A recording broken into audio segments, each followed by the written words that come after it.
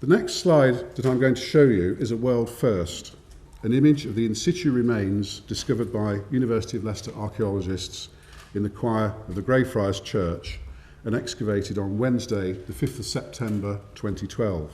The skeleton was in good condition and apart from the hands and sternum remained in articulation. The feet were missing, almost certainly as a result of later disturbance.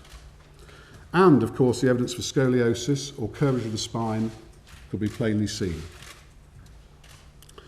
There was no evidence for a coffin in the form of nails or impressions in the soil, or for a shroud, which might be expected to leave the bones in a rather more compact position. There was no evidence for clothing, objects of personal adornment, or other goods in the grave.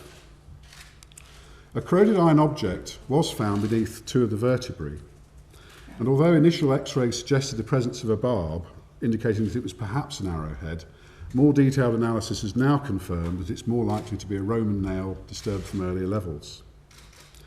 There were other unusual aspects to the interment.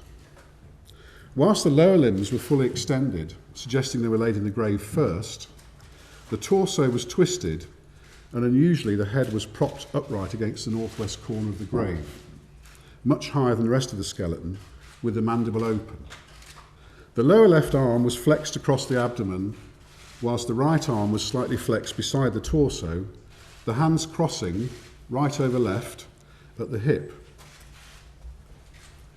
Recent excavations of over 1,300 medieval burials elsewhere in Leicester have shown that individuals were mostly laid out with the arms extended by the sides, and only very rarely were they crossed at the wrists and laid over the pelvis in this way.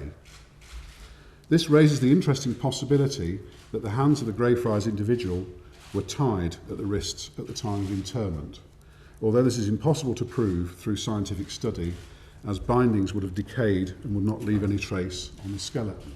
Now, one of the first pieces of scientific analysis that we applied to the skeletal remains was radiocarbon dating, in the hope that this would provide confirmation that the individual died in the late 15th century, thereby ruling out the possibility that it was a much earlier burial. Two fragments of rib bone were sent to two different radiocarbon dating laboratories for analysis. Both laboratories produced results in very close agreement and consistent with the contention that the individual could have died in 1485.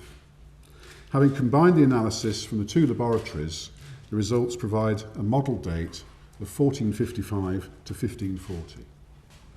It falls to me as the lead archaeologist in the search for Richard III to announce the conclusion we have reached at the University of Leicester concerning the identity of the Greyfriars skeleton. You have heard today the breadth of archaeological and scientific work that has been undertaken so far. We said from the outset that we would subject the remains to rigorous investigation. This has been done under intense media scrutiny, but that has not detracted in any way from our intent and purpose to conduct world-class research on what was potentially one of the most exciting archaeological discoveries of recent years. Each piece of evidence has been scrutinised, and the results of the different studies presented today have been considered by the team of specialists in order to reach a sound academic conclusion. This project has resulted in cross-disciplinary collaboration, which is a hallmark of the research conducted here at the University of Leicester and a key factor in our status as one of Britain's leading research universities. It has been an honour and a privilege for all of us to be at the centre of a project that has had such phenomenal global interest and mass public appeal. Rarely have the conclusions of academic research been so eagerly awaited. Ladies and gentlemen, it is the academic conclusion of the University of Leicester that, beyond reasonable doubt, the individual exhumed at Greyfriars in September 2012 is indeed Richard III, the last Plantagenet King of England.